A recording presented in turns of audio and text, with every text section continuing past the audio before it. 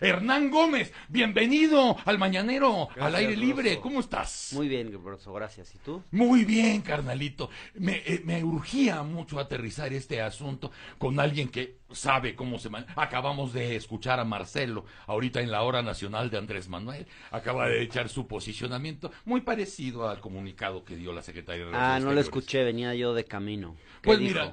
mira, ya ves que tiene voz fea el cabrón. Y como anda gordo ahorita, pues, bufa mucho. Pero lo que dijo Marcelo fue, más bien, nosotros estamos buscando esta parte de ir por la paz, de ir por los acuerdos, de ir por la negociación.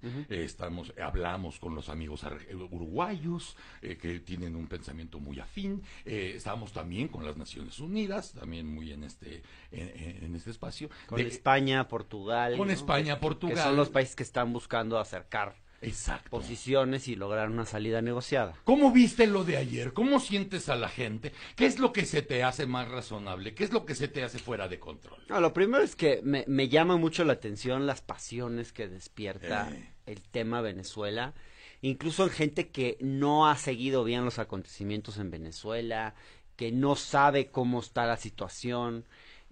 Algunos, digamos, defendiendo al régimen actual, que me parece que es indefendible, y otros saludando a un supuesto nuevo presidente o alguien que se llama presidente, que es este señor Juan Guaidó, sin realmente una base constitucional siquiera para autonombrarse presidente. Entonces yo creo que hay ahí como dos posturas que pareciera que el tema de Venezuela saca mucha pasión, y es una pasión más bien ideológica.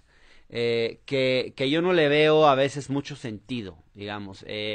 La derecha mexicana pareciera que cuando se habla de Venezuela son los mayores defensores de la libertad en México y en el mundo, y la verdad es que si uno ve el mapa de gobiernos dictatoriales o gobiernos autoritarios más bien a nivel mundial, pues hay más o menos unos 40 y pico, ¿no? El mapa de Freedom House, que ustedes pueden entrar a la página y ver el mapa de libertades en el mundo, los países, y hay países que tienen un ranking, digamos, de autoritarismo mucho más alto que el de Venezuela, países incluso con los que tenemos relaciones diplomáticas normales, a los que hemos condecorado, por ejemplo, el régimen de Arabia Saudita, China, Turquía. Hay muchos países que son autoritarismos mucho peores que el venezolano, pero pareciera que con Venezuela nos pasa algo como muy particular. Además de que tenemos que hacer una primera limpia de todo este panorama, porque desgraciadamente, y no solamente lo vemos con el tema de Venezuela, sino lo vemos en general, incluso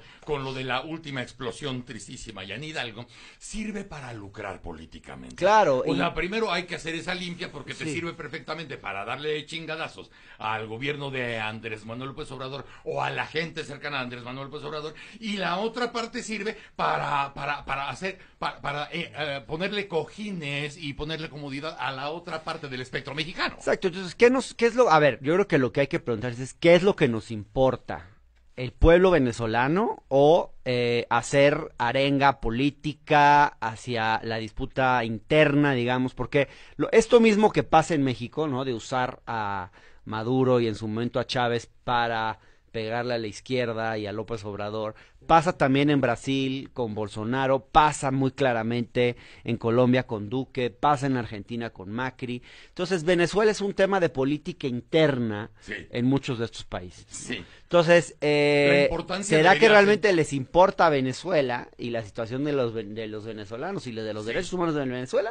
¿O les importa cómo sacan tajada política? Por eso de esto? decía que era importante limpiar esa parte primero, porque esa es evidente, ya ayer llegó a ser hasta vulgar. Sino lo importante, el pueblo venezolano, que es el que nos debe importar, ese asunto, qué tan cerca o qué tan lejos está de pasar algo bueno en Venezuela, y cuál sería lo bueno si es cierto que todavía no ha pasado. Sí, déjame intentar dar un cuadro de un poco de cómo ha sido la situación política en Venezuela en los últimos años, porque quizás esto ayuda a comprender un poco qué es lo que está sucediendo.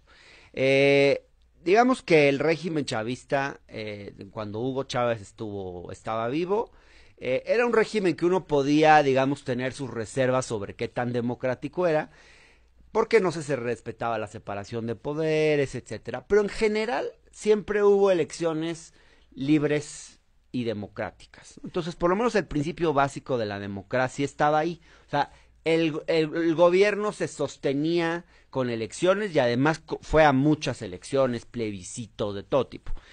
Muere Hugo Chávez. Sí. Y ya el barril de petróleo está cayendo, coincide, ¿no? La muerte de Hugo Chávez con la caída del barril de petróleo. Maduro aparece ya desde un inicio como un gobernante muy poco popular. Sí. Gana una primera elección ya de forma y comparado cuestionable. con Chávez, con muy pocas luces, ¿no? Con muy pocas luces, sí, coincido. Con muy poca capacidad política y bueno. Cuando muere Chávez y toma posesión Maduro, gana una elección, decía yo, con muy dudosa, digamos, ya cuestionable la elección, pero el momento, digamos, el parteaguas